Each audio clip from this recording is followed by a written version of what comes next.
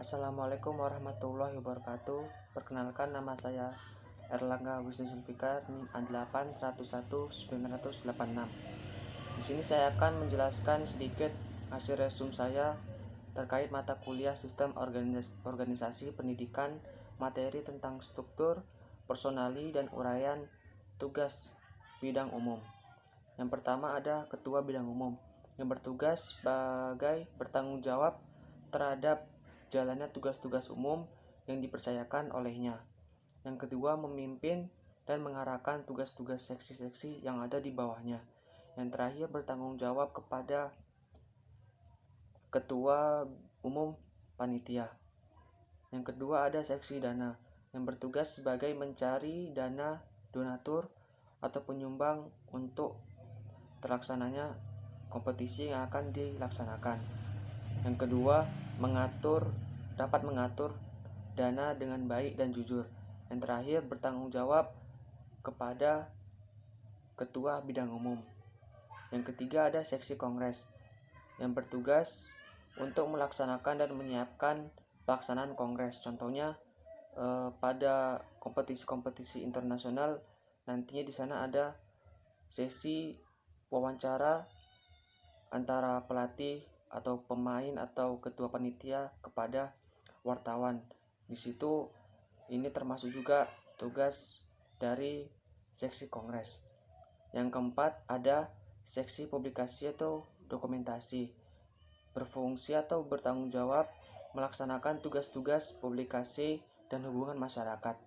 Di sini maksudnya yaitu seksi publikasi bertugas untuk mengambil gambar atau potret hasil-hasil dari kompetisi atau acara yang diselenggarakan agar masyarakat sekitar tahu apa saja yang telah dilaksanakan atau dilakukan dalam kompetisi tersebut.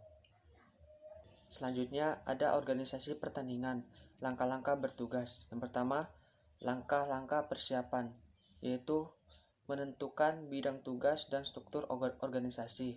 Yang kedua, penentuan anggaran atau berapa banyak dana yang diperlukan untuk melaksanakan kompetisi atau acara yang akan dibuat. Yang ketiga, penentuan tenaga kerja. Yang keempat, penentuan peserta. Yang kelima, undangan untuk peserta. Yang keenam, acara pertandingan. Yang ketujuh, menyiapkan alat dan lapangan. Di sini sangat penting sekali sebelum melaksanakan sebuah pertandingan atau kompetisi yang diinginkan, karena alat dan lapangan itu sangat penting dalam suatu pertandingan. Yang terakhir, menyusun peraturan pertandingan. Di sini peraturan apa sajakah yang diperlukan dalam sebelum melaksanakan suatu pertandingan. Selanjutnya ada penentuan peserta. Di sini panitia harus memilih siapa sajakah yang diperbolehkan untuk mengikuti kompetisi ini. Yang pertama, menentukannya melalui sifat pertandingan, yaitu ada pertandingan seleksi, pertandingan invitasi, dan pertandingan kompetisi. Selanjutnya ada pembatasan peserta. Di sini yaitu terbatas berdasarkan undangan, maksudnya yaitu hanya tim-tim yang diberikan undangan saja yang dapat ikut melaksanakan atau mengikuti kompetisi ini. Yang kedua, terbatas sesuai dengan peraturan-peraturan yang diberikan oleh panitia atau pemerintah setempat. Yang ketiga, terbatas antar lingkungan daerah tertentu.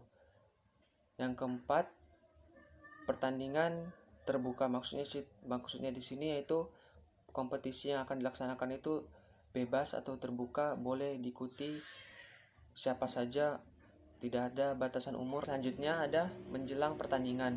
Yang pertama, memeriksa kesiapan lapangan. Di sini para panitia diminta untuk melihat kondisi lapangan saat sebelum menjelang pertandingan, apakah dalam kondisi baik atau tidak. Yang kedua, memeriksa kemampuan dan keterampilan petugas. Yang ketiga, mengadakan technical meeting. Yang keempat, menentukan atau mencari wasit. Yang kelima, membuat peta yang diperlukan agar para peserta hafal dengan tempat yang diselenggarakan, seperti tempat WC atau tempat panitia, ruang ganti, dan sebagainya. Lalu saat pertandingan berlangsung, di sini para panitia juga diminta untuk melakukan ketertiban penonton agar tidak terjadi kerusuhan saat pertandingan berlangsung.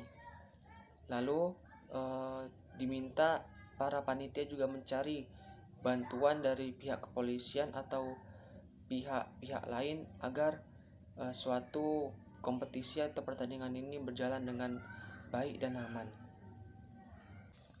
Yang terakhir ada sesudah pertandingan.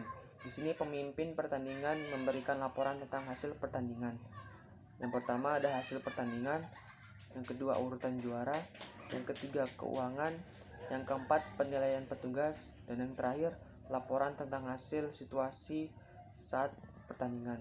Maksudnya yaitu saat pertandingan berlangsung apakah ada kerusuhan atau ada alat-alat yang rusak. Nantinya kedepannya panitia dapat mengkoreksi atau mempelajari dari kompetisi-kompetisi sebelumnya agar saat melaksanakan kompetisi kedepannya dapat lebih baik lagi dari kompetisi sebelumnya. Lalu ada ucapan terima kasih atau penutup.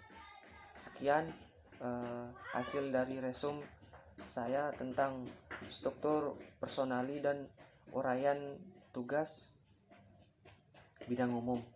Kurang lebihnya mohon maaf. Wassalamualaikum warahmatullahi wabarakatuh.